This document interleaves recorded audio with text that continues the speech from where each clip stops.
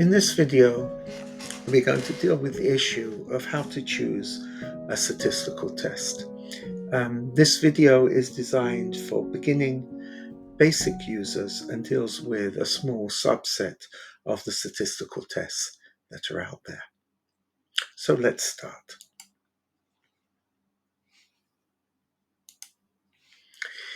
So there are 6 things one needs to know in order to be able to conduct and decide upon a statistical test. The first thing one needs to know is the types of research question, research design that are out there. You then need to know the different types of data that are out there.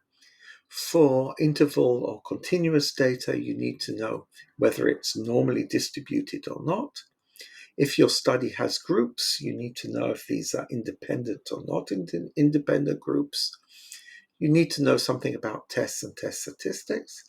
And most importantly, and that is the aim of this particular video, what you need to know is how to use the statistical test decision tree, which is a tool that I created specifically to help you with this task. So we're going to go through each of these in turn so that you have a good sense of how to do this. So in relation to types of research question, research design, there are 3 basic types of research design. Obviously, there are many more types of design, but there are 3 basic types of design. The first type of design is descriptive, and this is when you provide a statistical description or summary of a sample of interest. So think, for example, of this case, what is the average age of students in an educational program? So the only thing we're doing is we are describing the average age of a particular group of students. We're not comparing it. We're not looking for associations. We're just describing. The second type of study is called association. And this is when you analyze the relationship between 2 variables. Consider the following situation. Is there a relationship between the age of a student and their grade in a particular educational program? So I have 2 variables. One relates to age, one relates to grade, and I just look if there is a relationship between these 2. The third type of study is a difference study, and this analyzes if there is a difference between 2 or more groups on 1 or more outcome measures. So, for example, is there a difference in the average age of students who are in the first group younger than 20, and in the second group, those that are older than 20 in this particular program? So those are the 3 types of research design. The second thing we need to know is types of data or types of number. And here again, we have 3 types of number that you need to know. Remember that the reason we're going through these is that this is going to help us to go down the decision-making tree to decide which test to use. Different types of numbers have different types of tests. So the first type of data we have is called nominal data or naming data. And this is where numbers are used as a label or a name for a category. For example, let's say I have a class of students. They're multilingual speakers that come from different countries. Perhaps I want to number the language groups they come from. Students who speak Arabic as a first language will give a number 1. Students who speak English as a first language will give a number 2. Students who speak Spanish will give a number 3, and Korean a number 4. So 1, 2, 3, 4 is not 1, 2, 3, 4, but rather a name for a different category of language. The second type of data or number that we have is ordinal, from the word order, ordered data.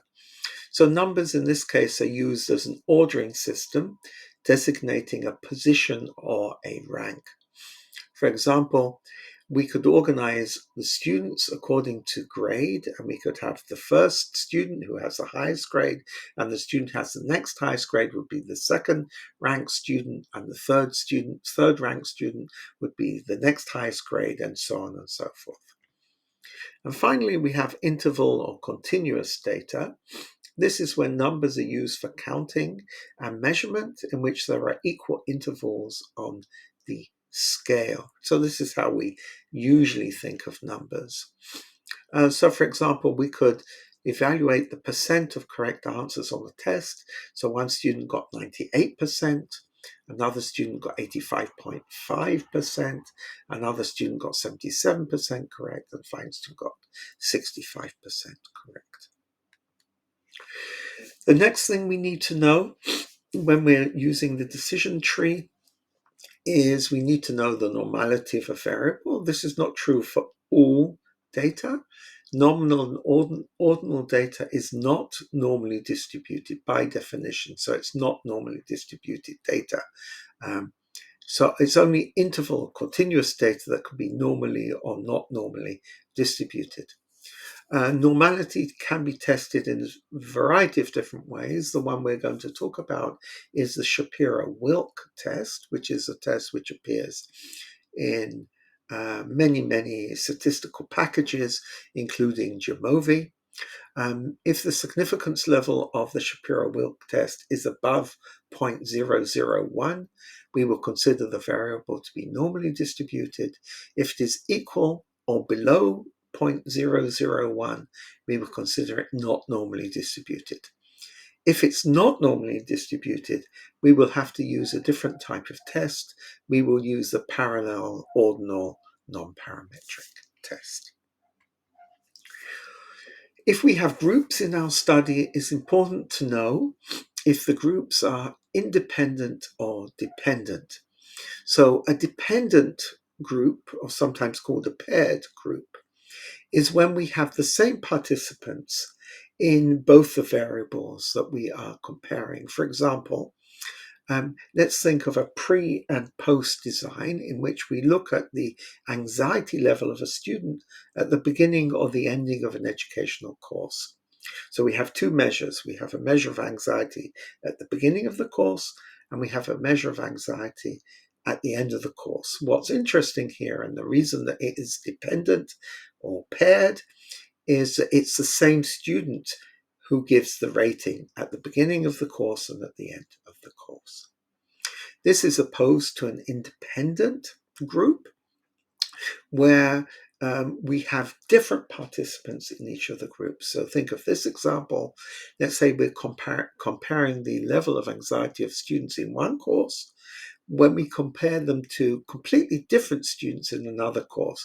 So once again, we have two measures of anxiety, but it's from two different groups of people. So here we have the statistical test decision tree. And what we're going to do now is I'm going to walk you through and show you the types of decisions and types of things you need to know in order to choose the correct test. Let's look down here first at the key. You'll see that we have in green color-coded the research type, the analytical aim. In orange we have the data type, and in purple we have the statistic or the test itself. So let's see how we use this particular tool.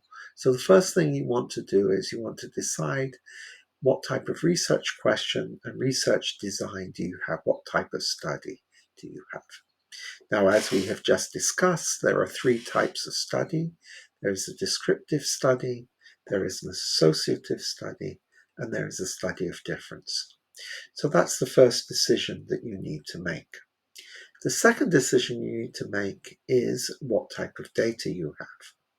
Now, as you can see in the tree itself, the type of data dictates the type of test that you will use.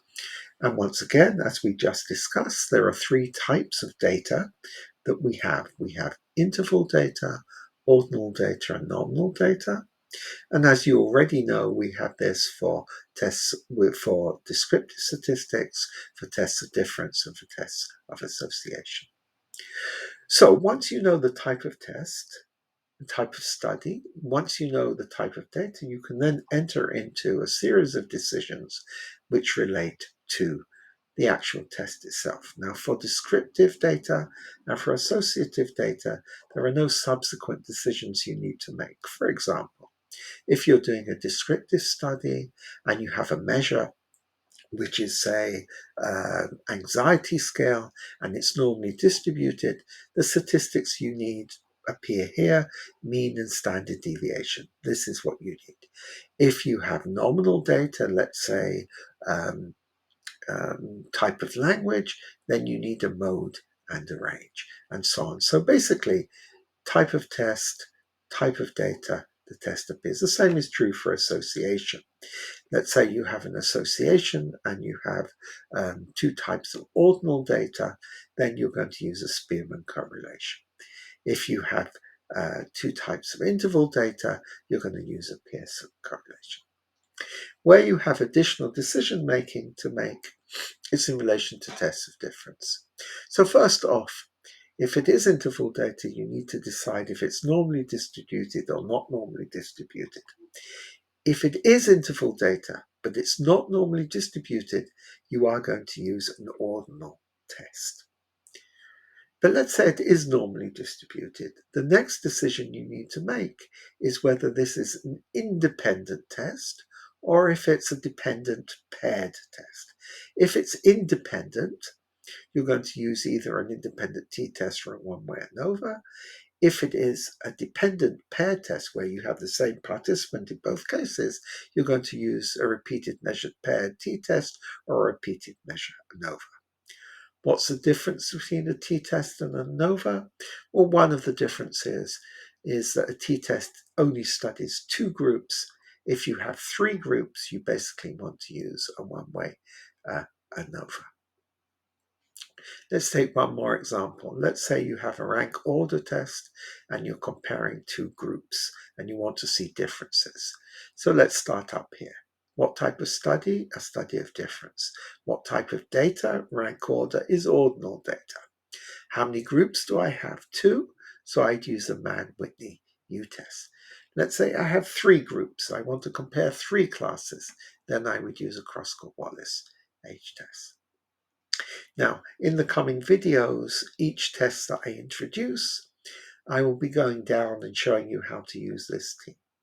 But this was a quick video just to show you how the decision about the type of test you use is made. In the description below, you will find a link to this a PDF, to this the statistical test decision tree. Please feel free to download it, and I hope it's very helpful to you in your studies and in your research. And with that, I hope to see you in the coming